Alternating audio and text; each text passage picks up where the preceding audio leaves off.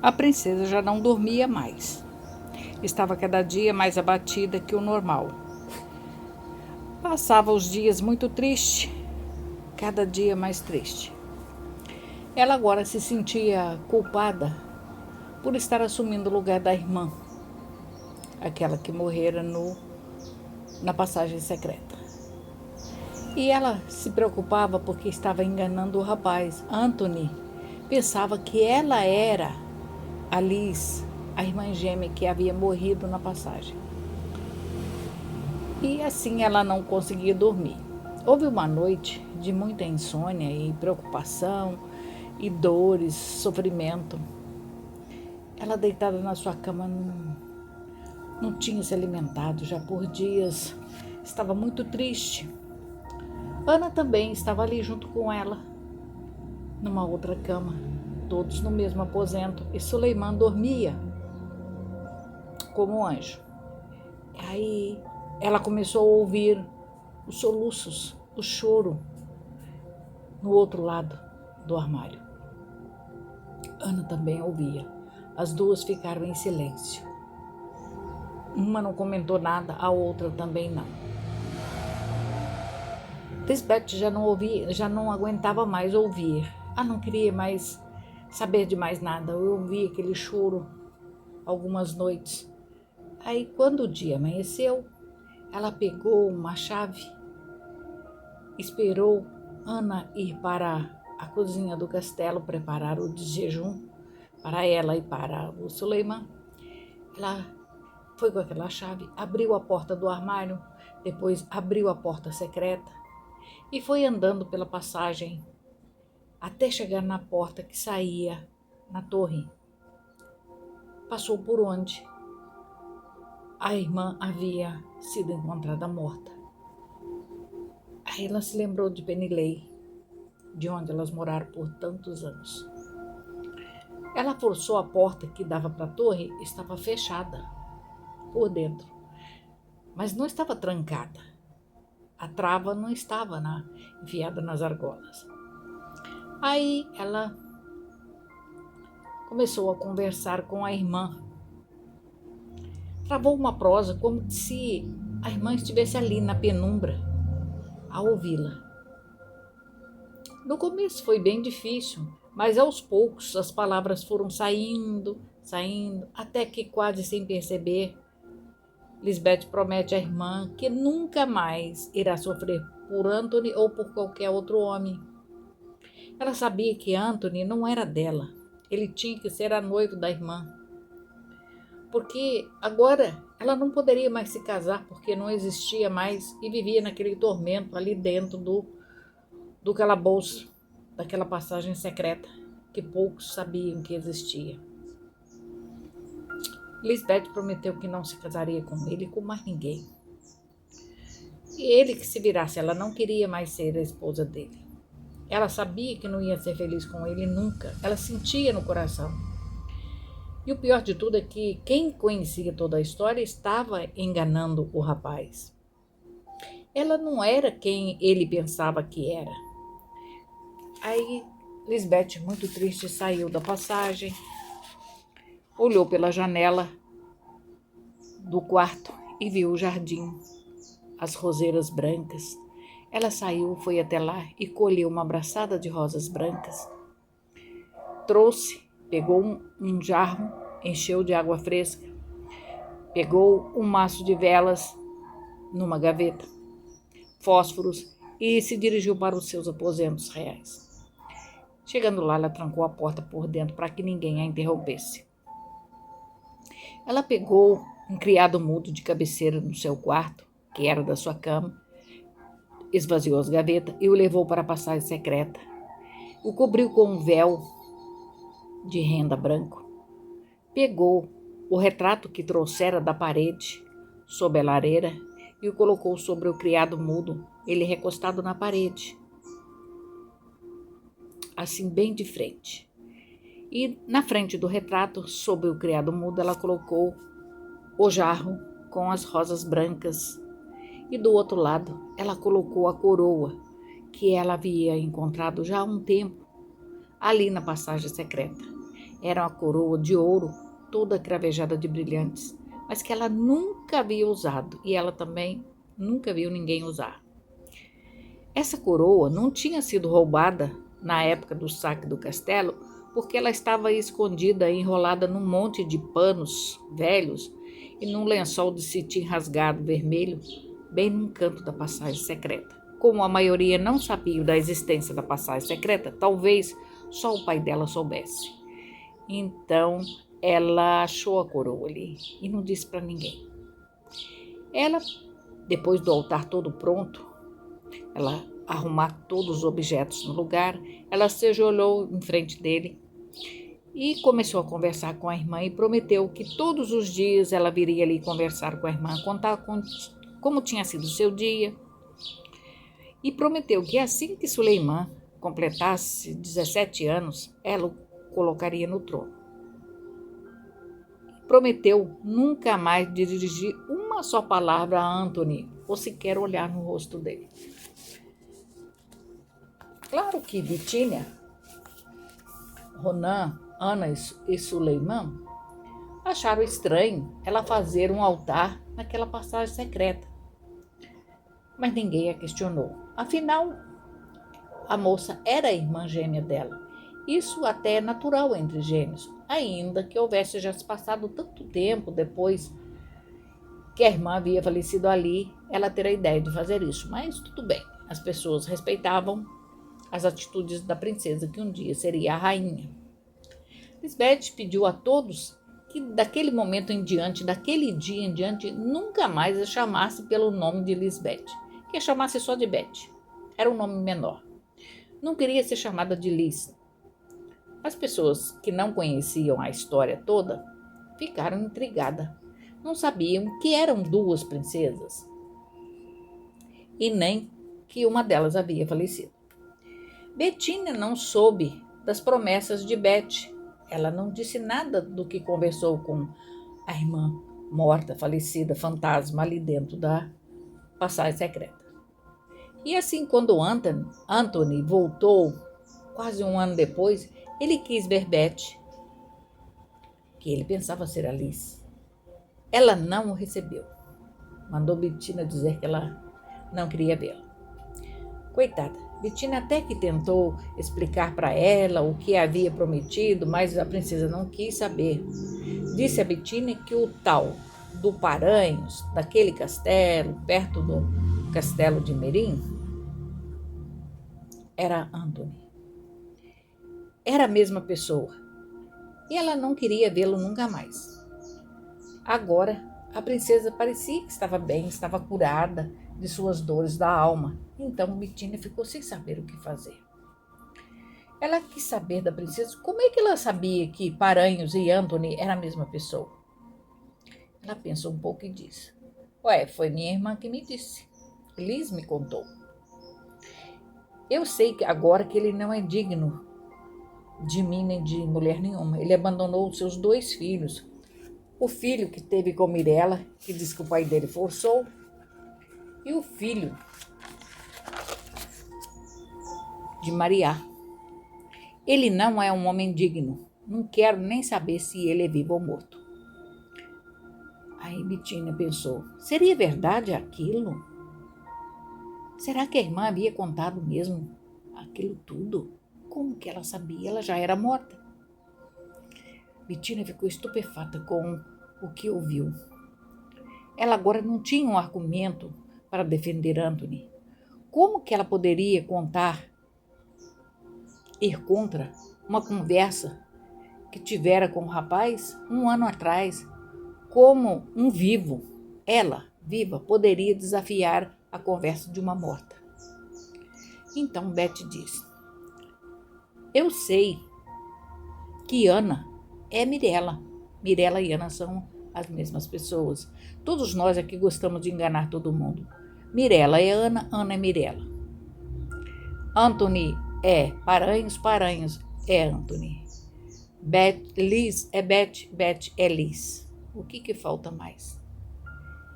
Eu sempre soube que essa mulher é a mãe do Suley. Só que eu não quis interferir e esperei que um dia vocês me contassem.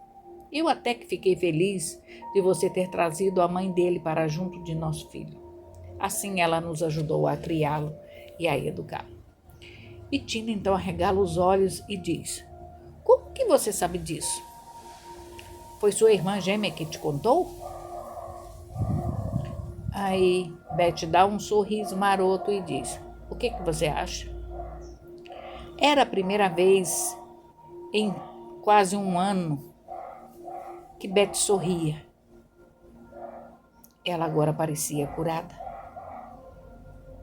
E o altar em memória da irmã morta fez mais que todas as ervas, todos os chás, todos os artifícios de bruxaria, de benzedeira, de curandeira que Betina usava para as pessoas. Ela usou com a princesa e não surtiu efeito.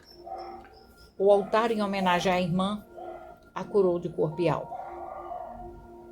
Quando Anthony ficou sabendo que a princesa não o queria ver nem recebê-lo, ele ficou inconsolável.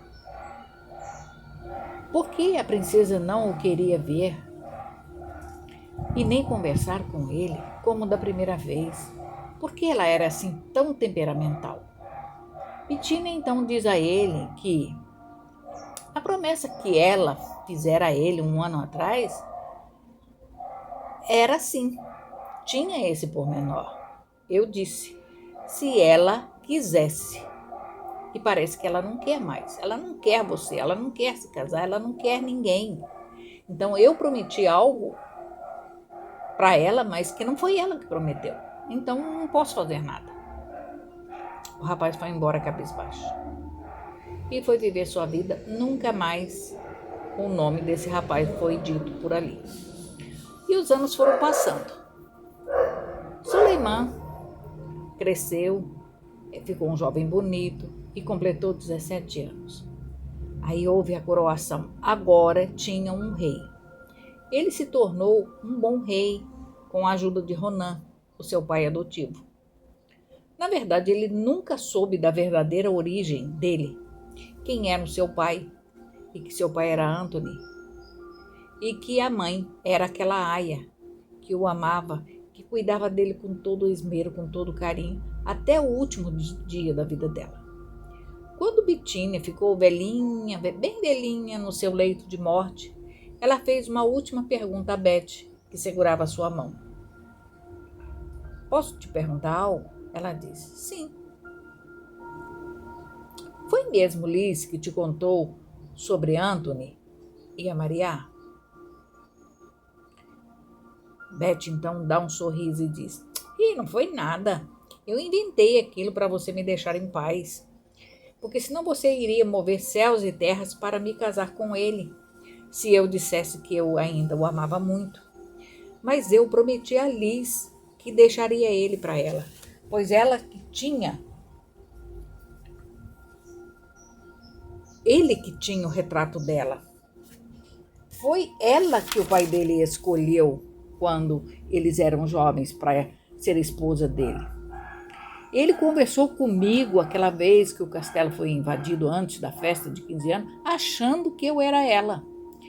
Ele me sequestrou achando que estava sequestrando a Liz. Mas de tudo isso, eu que tive a melhor parte. Eu tive o filho dele para eu poder fazer rei. Desde esse dia, eu prometi que o deixaria para ela. Nunca mais alguém nessa casa me viu chorar e eu ouvi ela vir até a porta chorar aqui no armário por causa dele ou por causa de qualquer outra coisa.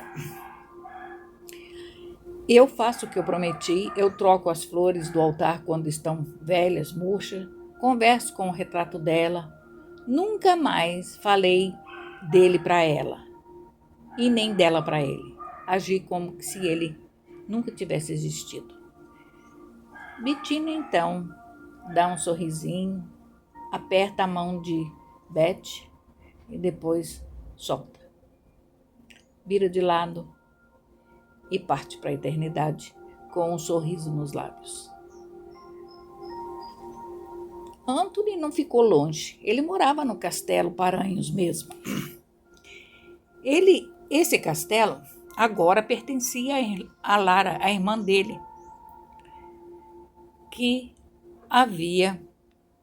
o marido dela havia morrido. O conde morreu, ela ficou viúva e ficou com toda a riqueza, herdara tudo. Aí ela comprou aquele castelo que estava à venda e resolveu deixar que continuasse com o mesmo nome, Paranhos, porque as pessoas, quando se referia àquele endereço, àquele castelo, era o Castelo Paranhos. Então ela disse: vou mudar para quê? Deixa como está. O que ela queria mesmo era comprar o Castelo Merim, que tinha sido dela, da família dela. Mas o dono, que recebera por dívidas de jogos de Anthony e do pai dela, não queria vender por dinheiro nenhum. Então, Lara, para ficar mais perto da sua infância, do seu castelo, da vida que ela tivera ali quando criança, comprou aquele, cujo dono estava muito doente. Ele precisava vender por um preço bem baixo, porque precisava de dinheiro. Foi uma boa compra. E passado um tempo, Ronan começou a conversar com as pessoas, porque agora era outro dono, era outro patrão. Os empregados agora se abriam, falavam as coisas.